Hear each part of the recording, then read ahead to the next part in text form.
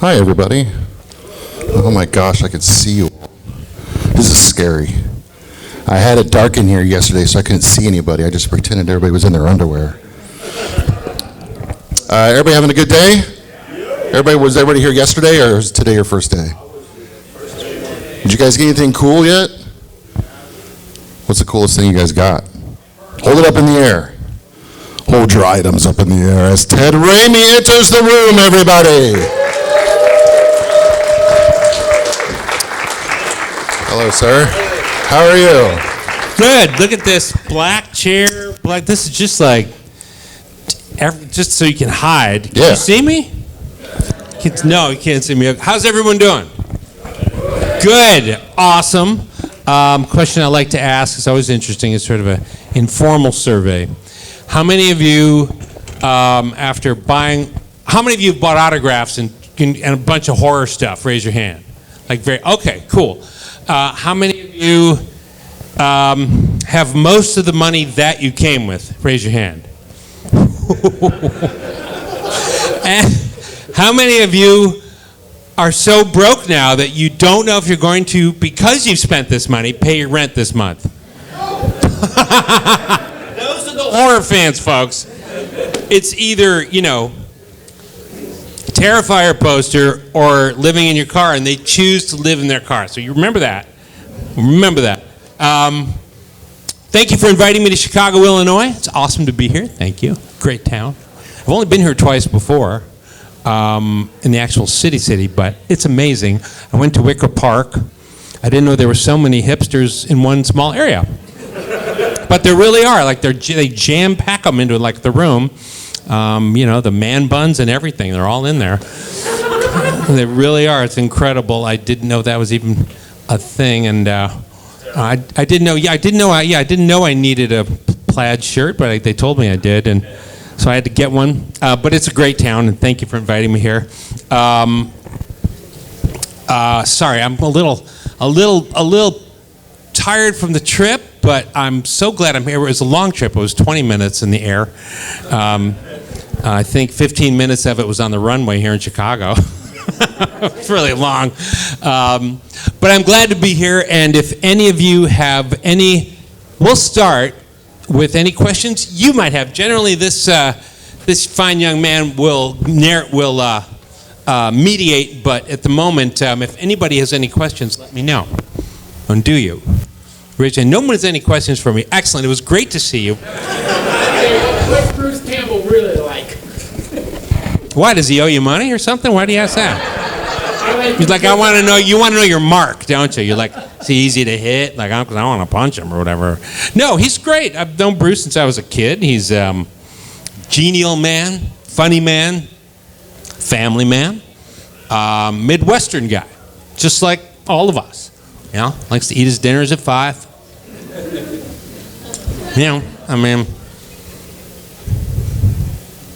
Cheers for the Lions. Sorry, I know you guys Bears fans here. Probably want to. Now you don't like him. I hate him. But kind of a nice, normal guy like you might meet on the street, fella. Except he can buy the Sears Tower though. That's the difference. We can't. Who else has a question?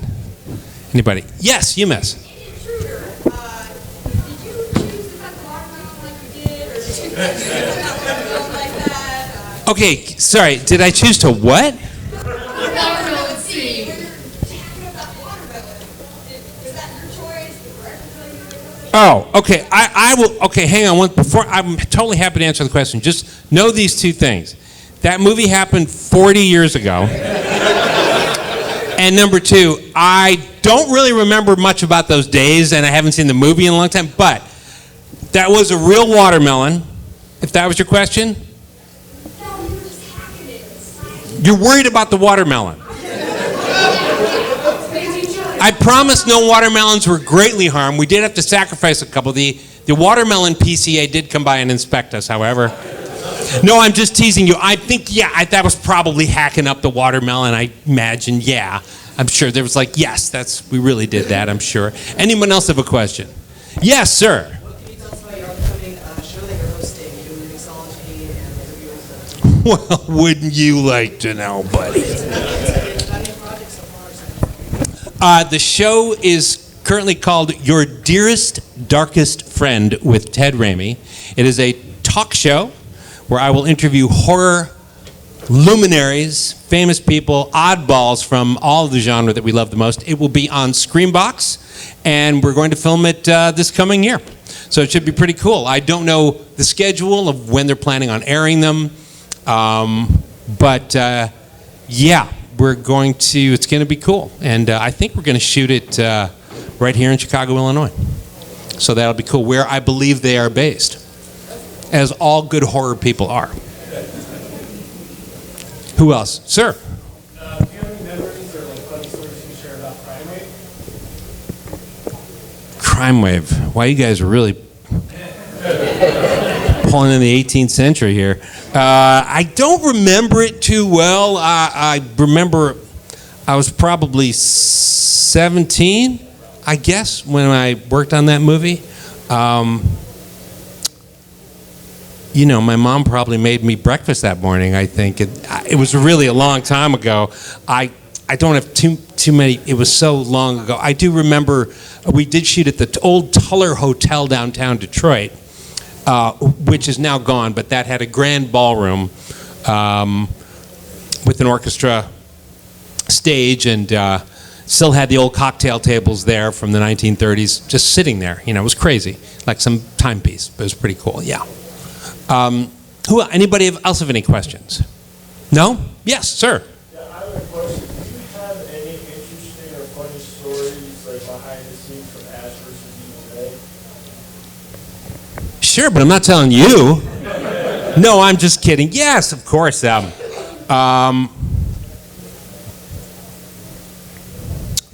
remember shooting, the Stars really wanted that show to be strictly horror. Like, they wanted it full-on horror, I think, and we were trying to push them towards more comedy, because that's also what Evil Dead is. And that's why I think they brought that character of Chet on, my dumbbell character of Chet, to add a little more wackiness to it. Because Ray, Dana, and Bruce are all excellent actors, and they can all do comedy, but they weren't having them do that much. And once Bruce and I were shooting a scene in a car where we were on our way to that strip club, it's somewhere in that town, rural Michigan, and Bruce, there's a fight. There's a deadite fight where Bruce takes his shotgun, he's blasting out the window. He's trying to get some leverage to balance himself, and he shoves his boot into my face. That's in the script. Right? I thought, there's going to be a fake dummy they're going to put in for just a wide shot to double me. No, his boot went right there. So when you see Bruce's boot shoved in my face, that really happened. I didn't think that was going to happen. And I thought, they're going to redo this for the other angles, like they're going to bring in the dummy. But they didn't. It was me every time. So there you go. There you go. Who else? Anybody? No? Yes, sir. I love your mighty beard, by the way. That is a mighty beard. I suppose the important one is both you and Sam Raimi wear the suit a lot professionally, and I don't mean just for presentations. When you're on set directly, you have the suit. Where does that level of old time professionalism come from? When you're the only guys out there taking it that serious. That's a nice thing to say. Thank you. That's a lovely compliment. I don't know exactly. I would say that I didn't have too many examples of what I thought professional people and people who I thought were successful looked like, except my dad, who wore a tie every day to work. So I just started wearing it in high school, and I never really stopped. I don't know. People do comment on it. I know this is long past the age where people wear ties during the daytime for no particular reason. I know that. I'm kind of a relic of the past. But I do think it shows a great deal of respect to the people on set that I work with. And I think, I certainly respect them. And I think they can see that you're taking this seriously, and so they tend to do that as well when you do that. And that really adds a great working environment on any set that I happen to be on. You know, I even do it when I'm playing characters that don't wear ties. You know, I'll even when I was playing Chet, I would come into set wearing a tie and a shirt, take that off, put Chet's costume on, you know, all those baggy, crazy things, and then put it back on most days. Some days I don't, but most days I do. But yeah, that's it. I think it's just very respectful, and that's maybe something that's lacking everywhere, perhaps, including in film sets. So, yeah. Anybody else? Yes, you. How did you end up selling condoms in the bathroom at a drive-in in Blood Rage? I always forget I'm with a horror audience. I'm used to people to ask me Spider-Man questions. It's the best Thanksgiving horror movie, and it's Thanksgiving, you know. Movie parts I've ever had. I'm getting them all. It's awesome. I shot that movie when I was 17 years old. It's my first professional job I ever had. And when I graduated high school at 17, I said to my dad, I'm going to be an actor. He went, don't do it. I said, no, I really want to be an actor. He went, don't do it. I said, no, I want to move to New York and be an actor. He went, okay, here's the deal. I will pay for you to get the cheapest place possible in Manhattan. It's not like today. You could actually get a cheap place in Manhattan. It had roaches and rats, but you could do it. And he said, in 6 months, if you don't get a job, you come home, you work for me, you go to school. I said, all right, that's fair. So I'm a sucker. I'm like, this can be easy. So at 17, I couldn't vote, I couldn't drink. I moved to New York with 2 other guys who I knew, who already lived there. And I stayed in a roach-infested, horrible apartment on 13th Avenue and 3rd Street. For those who know New York, that's a very fancy neighborhood now. But 40 years ago, it was not at all. Crackheads everywhere. I mean, it was hustlers, hookers, everything. And this worst 6 months of my life. It was really bad. It was freezing cold. It was unheated. All my buddies were back at Michigan State University, partying, drinking beer, meeting girls. Not me. I was just freezing. And every day I was shoving my resume under doors of agents, hoping that they would take me. Because, of course, this is long before the computer and internet age. And to meet an agent, which I didn't have, I knocked on a door. And if they saw you, you could hand them your resume, or you could slip it under the door, which I did for 3 months. And finally, I think it was January of 1994, I had it. I had been there for now 5 months. I was hungry, literally. I was so broke in New York City. So now a slice of pizza was what? $4.95, right? $6 maybe for a pizza slice. There was a place across the street from me that was sold it for 99 cents. 99 cents for a big, beautiful New York slice of pizza. And I was really hungry. And I'd save pennies every day. And when I had 99 cents, I walked over and I waited in this huge line. Huge line behind me, huge line in front of me. It's like a 15-minute wait. Get to the counter and I go, shh, like that. Guy just stares at me. Every single person behind me is furious. The guy's counting out 99 cents. He's counting them out.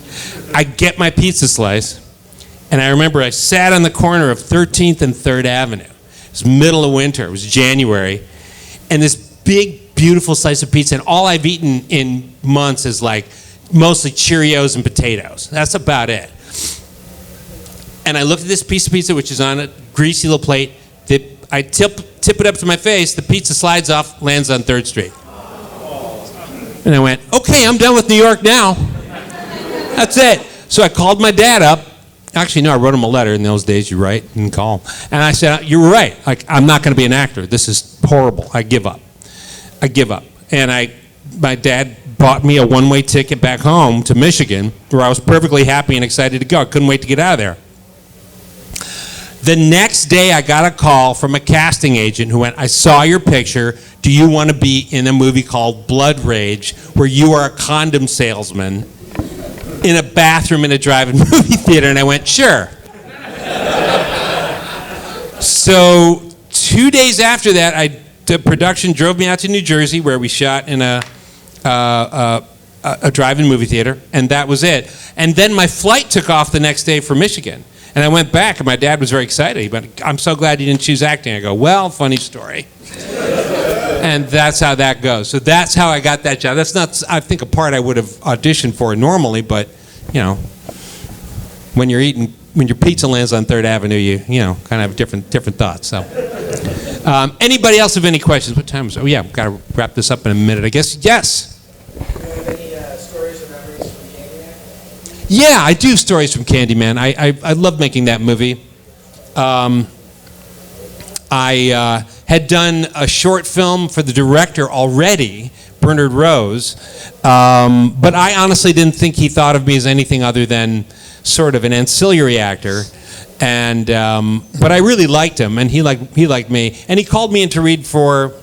At first, I went in, and I read for Xander Berkeley's part. I thought I was much too young, and then to play the husband, but still, I was glad to read for Bernard. And Bernard said, "Okay, go sit out in the lobby, and we'll talk," which is a weird thing for a director to do. So I sat out in this film company's lobby, and waiting there was a young lady, and we struck up a conversation. She's another actor. We were just sitting there for a really long time. We struck up a conversation. She was nice, and we got along well. She's a nice gal. We had a lot in common. We were just chit-chatting. And then we see, all of a sudden, both of us noticed at the same time, there was a pair of eyes watching us from behind this lattice. We were like, what? And it was Bernard Rose.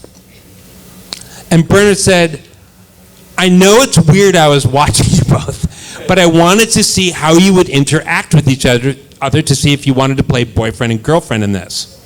Because I think you'd be really good match. And we did, and we both got cast right then and there. She said, you're going to play the girl, you're going to play Billy, the motorcycle guy. And that was it. So that was kind of an oddball way to cast it, but clever. But it was really, really clever. Because normally, if a director does it atypically with an audition, what he'll do is, he'll just chat you up, just to see what you're like. You know, what do you like to do? Did you like this movie? Where do you work? To get a good sense of kind of how you are. Some directors do that instead of reading you. This was the weirdest one, you know, because he was just seeing how we two interacted. So there you go. Yeah. Anybody else have a question? I've got time for one more. Yes, sir. What was it like being in the Evil Dead and Spider-Man movies? It was awesome. I could pay my bills. You could eat more pizza. Yep. No, I really like.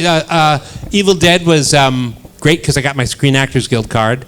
And I love doing Spider-Man. Of course, it's a iconic character that you're bringing to life. So it was really, I felt like it was quite a responsibility to get it right. And finally, I was incredibly glad and grateful to be able to work with J.K. Simmons and Tobey Maguire. They're both two of the most professional guys I've just about ever worked with. You know, they came in with boatloads of ideas all the time. It was really revelatory because typically the actors I'd ever worked with just kind of say their lines and they go, and both of these guys were like, no, why don't we do this? Let's try this, and let's try this bit like this. So I didn't even know that was possible. So that really was quite eye-opening. Everybody, it was awesome to be here. Thank you for having me, and I'll see you guys out there.